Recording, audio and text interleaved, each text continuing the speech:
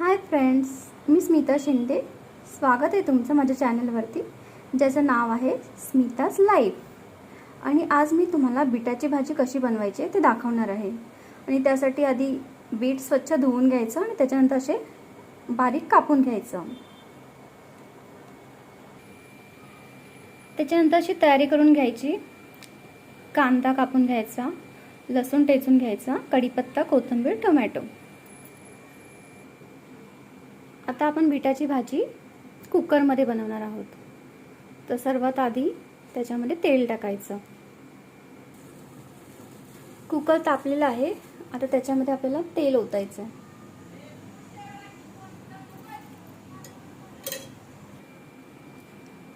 तेल ओतलेलं आहे मी. तेल तापलं की त्याच्यामध्ये कढीपत्ता टाकायचा. कढीपत्ता असं तडतडल्यानंतर जिरे टाकायचे.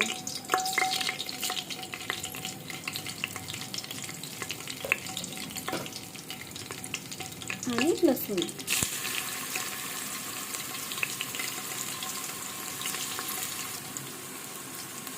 त्याच्यानंतर हळद टाकायची.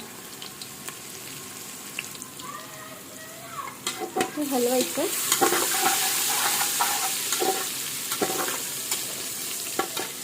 आणि आता कांदा टाकायचा. कांदा टाकल्यानंतर मीठ टाकायचं चवीपुरतं. कांदा सोनेरी रंगापर्यंत परतवायचं.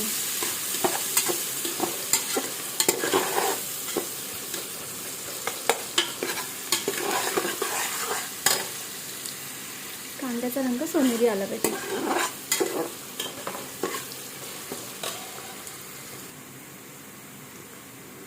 कांदा अजून थोडा सोनेरी व्हायला पाहिजे.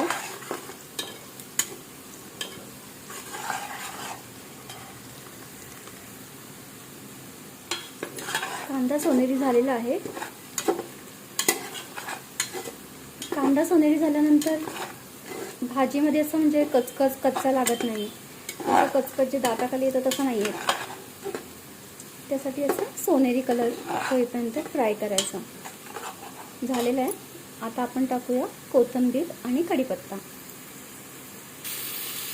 हे मी कोथिंबीर आणि कढीपत्ता टाकलेला आहे.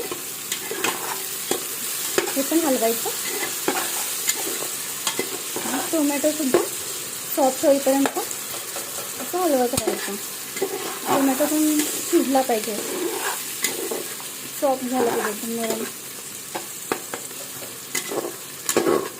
असं मध्ये मध्ये हलवत राहायचं.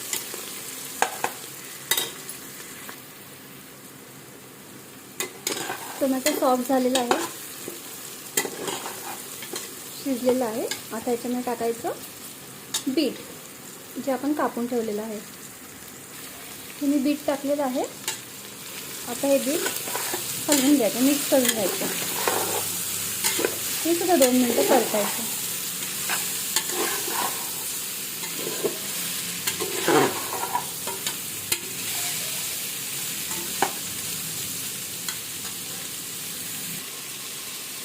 याच्याकरता मी थोडासा घरगुती मसाला टाकणार आहे, तिखट.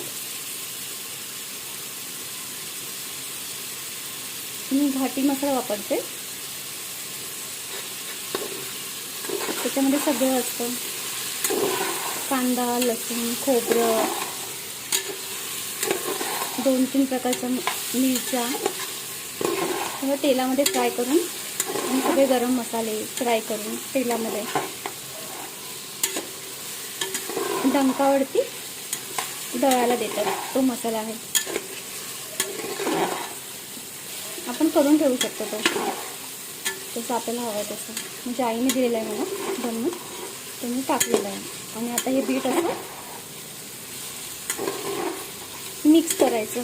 ते मसाला सगळं परतायचा जो आता आपण टाकलेला आहे.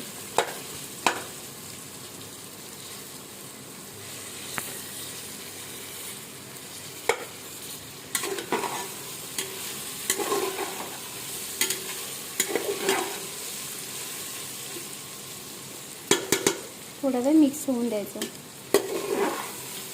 आणि असं हलवायचं.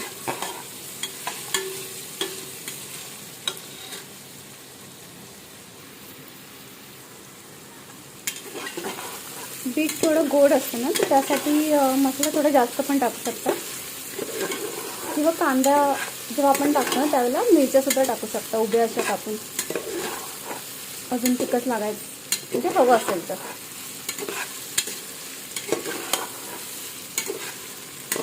कारण बीटाला नॅचरली गोड चव आहे ना, त्याच्यामुळे थोडं तिखट टाकायचं, म्हणजे भाजी गोड जास्त लागत नाही. हे झालेलं आहे. आता ह्याच्यात आपण पाणी टाकूया. मी पाणी टाकलेलं आहे.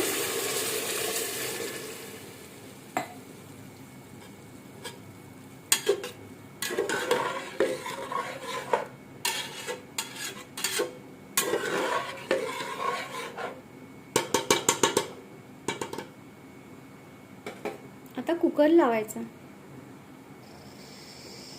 कुकरला मी झाकण लावलेलं आहे. आता याच्या 10-12 शिट्ट्या करायच्या. 12 शिट्ट्या झालेल्या आहेत. आता आपण कुकर उघडून बघूया. कुकरचं झाकण, हवा गेलेली आहे.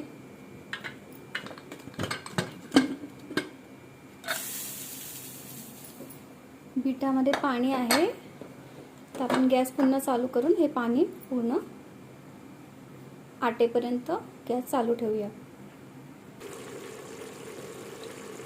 गॅस चालू केला मी. हे पाणी आहे पूर्ण आटलं पाहिजे.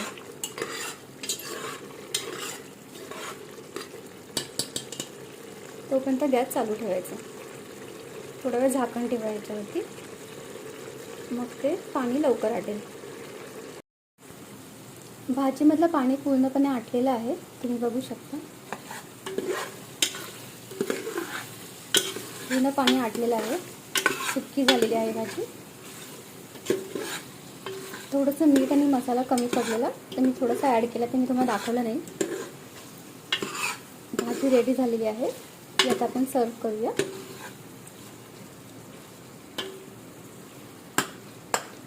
आणि ही भाजी अशी पावभाजीला आपण जसं करतो तसं फोडी थोड्याशा दाबायच्या.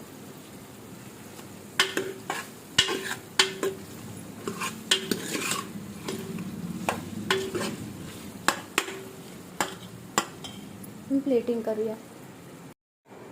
भाजी रेडी झालेली आहे. चपातीसोबत तुम्ही खाऊ शकता. पुन्हा भेटूया पुढच्या ब्लॉगमध्ये. तोपर्यंत बाय बाय.